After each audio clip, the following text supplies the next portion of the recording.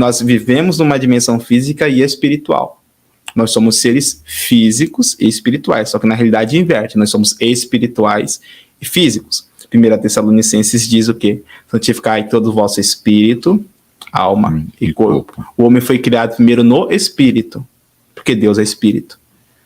Lá em Salmos 8, se não me engano, está escrito: vós sois deuses. O que ele está querendo dizer ali?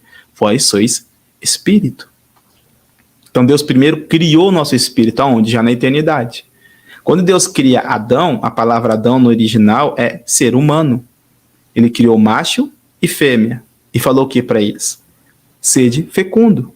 Lá, quando ele fez isso, profeticamente ele já te criou. Profeticamente ele já criou todos nós que estávamos aqui. Ele desejou todos nós em Adão, porque Adão é pai de todos e Eva é a mãe de todos. Essa é uma dimensão espiritual. Uma dimensão espiritual. Quando Deus promete para Abraão, ele está numa dimensão espiritual, na dimensão do poder. Abraão está numa dimensão física. O que acontece? Tem que chocar, tem que conectar essas dimensões. Quem foi o único homem que conseguiu conectar essa dimensão de forma plena? Jesus. Ele é a conexão. Ele trouxe o poder criativo. Ele andava no poder criativo, porque ele conectava a dimensão do sobrenatural, que é o espírito, com a dimensão física. Nós estamos num mundo onde ele tem três, como posso dizer, ele tem três dimensões: altura, largura e comprimento. Altura, largura ou profundidade. Essa é a nossa dimensão. Dois corpos não ocupam o mesmo espaço no mesmo momento. Isso é física. Essa é a nossa dimensão. A dimensão de Deus, como é que é?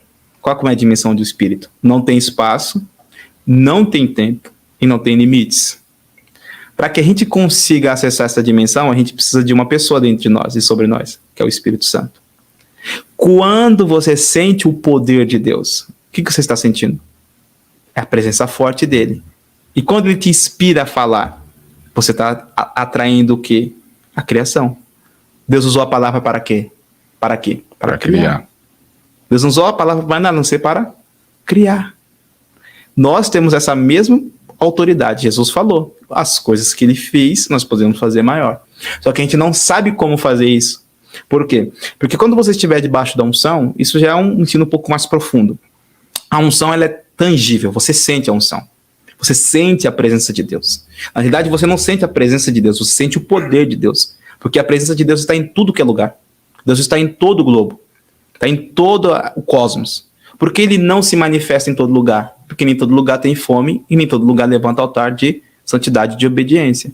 Deus está no centro de macumbaria, Deus está na maçonaria, Deus está em tudo que é lugar. Mas por que ele não se manifesta? Porque não há interesse. Quando há interesse, você passa a sentir Deus. Deus é para ser sentido. Deus é para ser experimentado. A nossa fé, ela não é só filosófica. Se fosse só filosofia, pastor, seria campo das ideias. Filosofia é o quê? É ideia. Filo é ideia. Sofia é estudo de ideias. A nossa fé, ela não é só filosófica. Ela é empírica, ela é prática. Jesus não trouxe só filosofia, ele trouxe prática. Agora, pasme, Jesus, ele não andou na palavra escrita. Ele encarnou a palavra e revelou. Ele andou no rema. Por isso que ele não era entendido pelos teólogos da época e pelos religiosos. Eles estavam presos naquilo que estava escrito. Só escrito, eles não conseguiam extrair o poder que aquilo tinha, porque Jesus falou: de mim testifica. Contém em mim, contém nelas o poder de Deus. Jesus então, disse isso. Para criar é você ter a unção e liberar. Unção e liberar. A unção liberar pela palavra. Como é que Deus criou o mundo? Pela palavra. No princípio criou Deus os céus e a terra. Só que no hebraico, né, Bereshit bara Elohim. Em princípio, com intenção. Deus não fez nada acaso. Nada acaso. Jesus, ele é o Logos.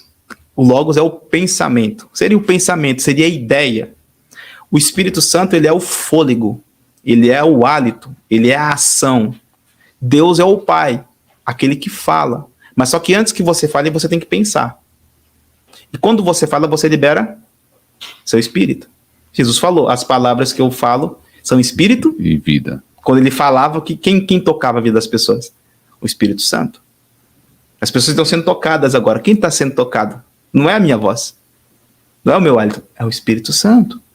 Quando Deus ele fala, ele pensa. E quem é o pensamento? Jesus. Entendeu? Jesus, ele é o pensamento. Quando esse pensamento se manifesta, Jesus pega aquele pensamento e traz ao Pai. O Pai verbaliza. Quando o Pai verbaliza, o Espírito pega aquele verbo e faz acontecer. Você tem que entrar na dimensão sobrenatural através da imaginação, através dos sonhos. Pensamento, sonho, visões. Como é que você ora para alguém que está enfermo? Você vai orar para a enfermidade da pessoa e vai ficar olhando para a enfermidade da pessoa? Você não vai conseguir orar. Você tem que ver, vamos dizer, for orar para o enfermo, já tem que estar vendo ele já curado. Sim. Vamos dizer, se o cara, o exemplo, para pegar o fio da meada, a pessoa está deitado na cama, não consegue andar. Você vai orar por ele, já imagina ele andando. Ó, aconteceu uma vez, né, isso. Uma pessoa estava com fibromialgia, os médicos não tinham mais o que fazer, ela estava com dores, né? Você sabe que é uma doença que não tem cura, a fibromialgia. É uma doença nos nervos. E a minha mãe falou comigo, olha, tal irmã tá doente, assim. Eu recebi uma profecia, isso é profecia, é o que Deus vai fazer, não é palavra de conhecimento. Palavra de conhecimento é o que está acontecendo ou o que acontecia numa vida. Profecia é o que Deus vai fazer. Eu recebi uma profecia. Eu recebi no meu interior uma imagem dela levantando e manifestando. Eu fui lá, peguei essa profecia e fiz acontecer. Como? Cheguei lá, eu já tinha visto ela de pé. Quando eu fui orar por ela, dito e feito, eu orei por ela. Já tinha visto e a sua fé já... Um raio de eletricidade veio sobre o meu corpo, zzz, passou para ela. Fez esse barulho, zzz, no meu ouvido, zzz, passou para ela. Assim que passou para ela, ela pulou. Ela falou, tô curada, tô curada, tô curada, tô curada. Que é o dom, isso é um mistério, é o dom da fé. Não é uma fé natural, é uma fé sobrenatural que Deus te dá para você agir como ele agiria. Então, você quiser mais profundidade sobre a unção criativa, vai estar no livro dele, vai estar no capítulo, que aí não dá para aprofundar, que ele vai ter que... Como é que você muda a sua realidade, pastor? Pela fé? E como é que essa fé funciona? Eu não sei como você quer explicar, mas explica aí como você quer. Mentalidade. Vamos dizer, eu sei... Como você se imagina? Você ia falar visão, né? Isso. Tem um provérbio, né? Diz, assim como você imagina a sua alma... Assim você é. Assim você é. Assim você é.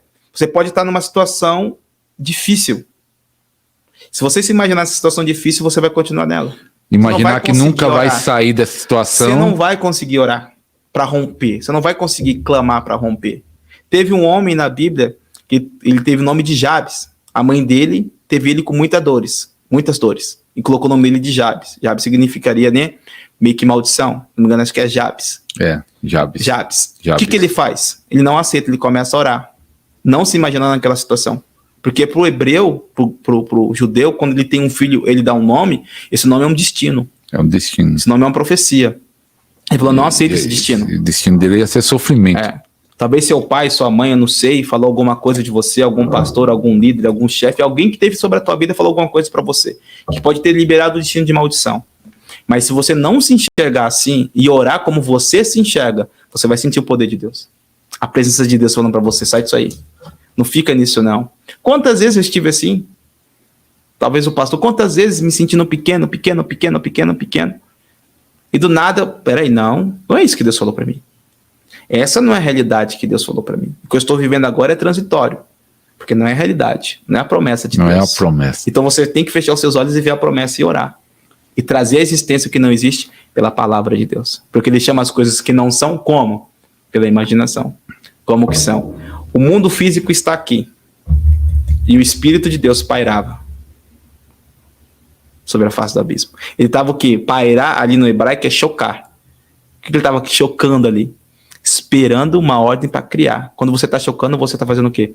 Você está criando um ambiente propício para que o pintinho... O pessoal usa a palavra muito hoje, gerar, né? Você está gerando. Está gerando ali. Quando a galinha ela tem né, ela é copulada, ela põe um ovo, ela tem que ficar ali aquele período ali chocando. Na expectativa que vai nascer. Ela cria um ambiente numa temperatura propícia para aquele ovo. É assim que o Espírito Santo faz. E é assim que a gente tem que fazer. Cria um ambiente propício para o Espírito Santo. E ele vai gerar coisas louvor extraordinárias na sua vida. Fale.